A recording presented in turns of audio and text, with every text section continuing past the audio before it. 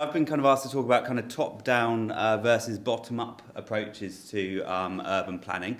I'm kind of a strategic planner by background, and so I'll probably focus a little bit more on the top-down approach, drawing on some of my experience from kind of working in the Middle East, but then actually relating it back to kind of what's going on in London at the moment, where actually kind of top-down planning is probably quite unfashionable as it is in the UK. So I'll be focusing on Dubai, Jeddah, and London, where I've recently had experiences. So Dubai is quite an interesting example in terms of how a city's run. I mean, obviously, it's not necessarily a democracy.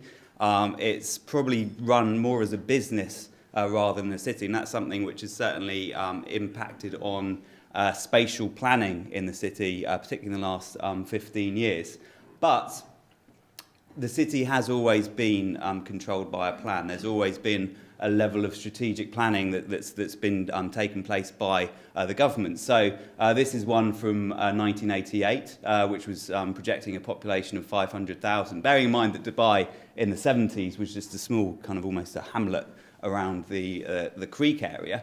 But by 1988, they were starting to plan around how the city would expand down in the kind of the linear state it is today. And one of the most successful parts of Dubai is the Jebel Ali Free Zone, which has basically freed the city from kind of the oil revenue, which the oil dried up a long time ago, and has actually made it into a very successful city, which has kind of led on to the kind of what's happened in more recent years. In the 90s, Parsons did a plan, and we're kind of currently working with the project manager on that project. And actually, this was all about establishing a level of urban hierarchy. So there was a kind of a very reasoned approach to the planning of Dubai in the 90s. They were forecasting then a population of 2.1 million by 2012, and actually by 2012 they weren't far off that. But it sought to kind of set out kind of a very clear hierarchy of centres and community facilities provision. It built on the free zones and started to establish kind of other free zones focused on tech and kind of diamond trading and that sort of thing, which has actually kind of led to the kind of the massive growth that Dubai's had recently. Now, somewhere around the year 2000, it all went a bit awry for Dubai. This is when the kind of the corporate the CEO that Sheikh Mohammed is got involved and actually started to privatise planning and actually let the kind of the state-owned mega developers rip with kind of all sorts of crazy schemes. So you've got things like the Palm, which was built, the World, which was built. But there was also things like the Universe and some extra palms and a crab claw. So it's kind of, it's absolute, the ambition was unparalleled. So by 2010, when the global financial crisis happened, Dubai was planning a population capacity of nearly 10 million people. Bearing in mind the actual population was 1.9 million, and a lot of those people, particularly the expats, had to leave for fear of being thrown in prison when the financial crisis happened. So there was this plan in 2010 for all these kind of big developers. There was going to be the world's biggest theme park and the world's biggest set of hotels.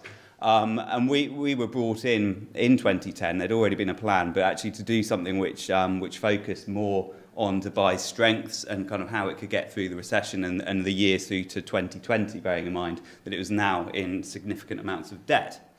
So this is kind of more of the scene of the mega projects in 2010. And so what our plan sought to actually come forward and look at exactly what the constraints and opportunities were in the city, building on kind of the environmental limits, so actually establishing a green belt, although it's kind of probably more golden, and then building on things like the ports and the airport investment, and in particular the metro system, which had been put in place in, I think, record timing over a couple of years at the end of the last decade. So our plan really sought to kind of reinstate the hierarchy of place that had been established in the plans of the 80s and 90s. So looking at how you provide community facilities to different population sectors, and looking at how you can kind of like have a top-down approach that goes from kind of a metropolitan level all the way down to local areas, so kind of within the distance of kind of local centre, within close proximity to people's homes, and actually making it putting in a regulatory framework which made sure that this happened, because one of the big problems was just by deregulating for mega developers, things like community facilities weren't being provided. Since then, so I was back in Dubai, or I had a taxi ride through Dubai a couple of weeks ago, and things are kind of hotting up again a bit, but they do seem to be sticking to some of the principles of the plan. They've managed in the last 3 years to implement a tram system, which I think in London would probably take, 30 years. And they've also won the World Expo, which is providing a big catalyst for growth. But they are they seem to be doing things in a more reasoned and logical manner, with kind of a much more government-led approach. Again, at the local level, there is no local planning. There's the old adage about people buying a luxury apartment with a sea view, only to wake up the next morning with a tower block in front of them, and that probably still happens to an extent. But the planning is kind of seems to be working from a top-down level, and they're getting the infrastructure in place quite quickly. Now, the work we're currently undertaking with Space Intact in Jeddah kind of has a whole series of different issues. I mean, again, this was a city based on oil wealth. It wouldn't be there without or to the extent it is, without kind of investment in highways network and kind of desalination and that sort of thing. So kind of not a very sustainable place. But Jeddah is hundreds of years old, and it was all up until the 1940s was actually a really beautiful historic old town in a walled, and this is where the pilgrims would come into the port. They'd trade their goods for a camel, and then they'd get on the road to Mecca. So it's actually a really beautiful spiritual place. But since the oil boom of the 50s, 60s, 70s and 80s, the city has absolutely gone crazy in terms of sprawl. And it's really based on a kind of an LA-style mass grid system. And I think Ed's going to talk a bit more about the detail later. But actually, the whole thing has been planned from the 1960s onwards. There's been a series of plans, kind of firstly funded by the World Bank, which has led to kind of a big airport. I mean, the airport in itself is about 10 square kilometres, and kind of lots of road systems. And so the city now is characterised by these big mega blocks, with kind of various bits of population. One of the big issues is kind of land supply, and so there's a lot of unplanned settlements, and I think Ed will talk a bit more about this, but this is one. So it's actually a very interesting morphology where you've got this 20th century mass highways grid, and then with kind of a medieval style street pattern. I mean, it's quite an incredible kind of contrast. But actually in Jeddah there's no centres. There's significant traffic congestion where there's been a lack of investment in any public transport, although there are moves to put in a metro system at great expense.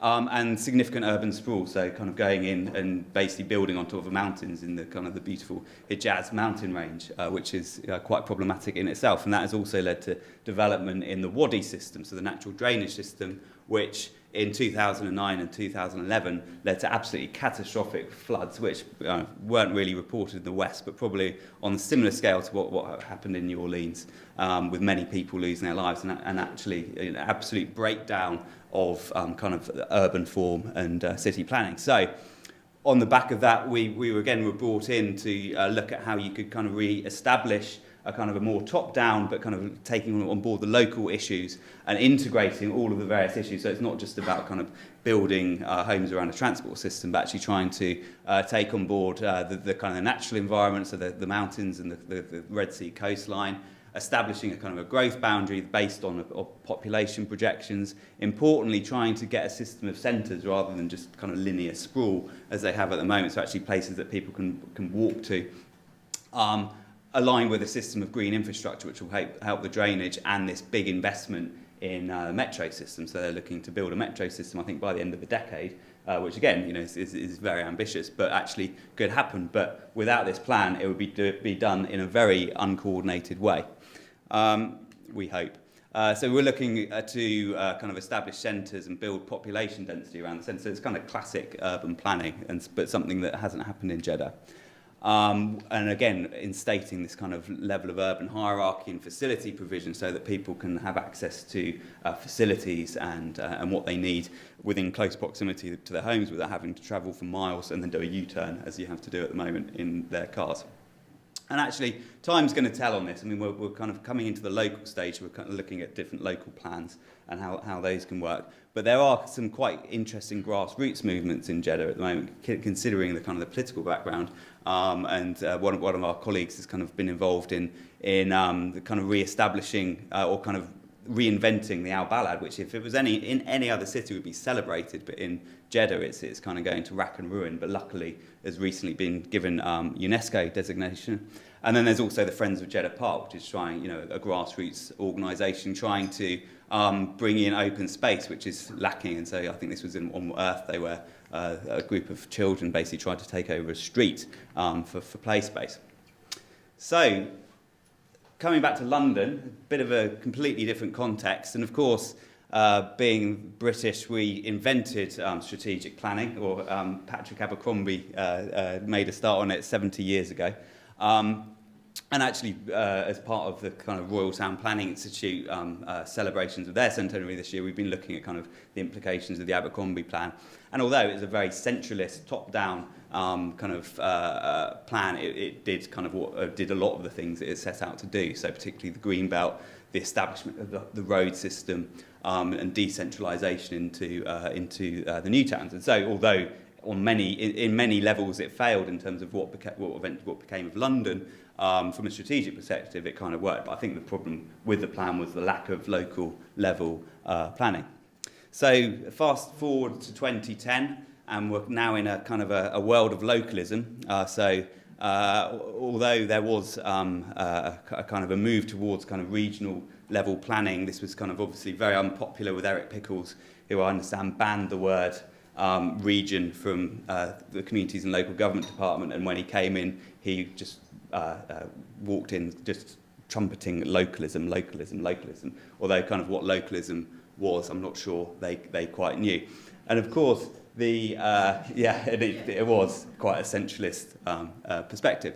And of course, localism in principle is absolutely right, and that there should be a level of grassroots planning. And the cornerstone of the Localism Act was, of course, neighbourhood planning, which, I completely agree is a really good thing. It's giving power to communities to facilitate development, but I'm not sure it's being done in the right way because there's absolutely no funding available for it. So actually this is a map of the neighbourhood plans in London overlaid with the index of multiple deprivation data, and you see the green being the poorer areas and the blue being the richer areas, and it's very clear to see it's a very elitist thing and only done by people who are informed and have the money.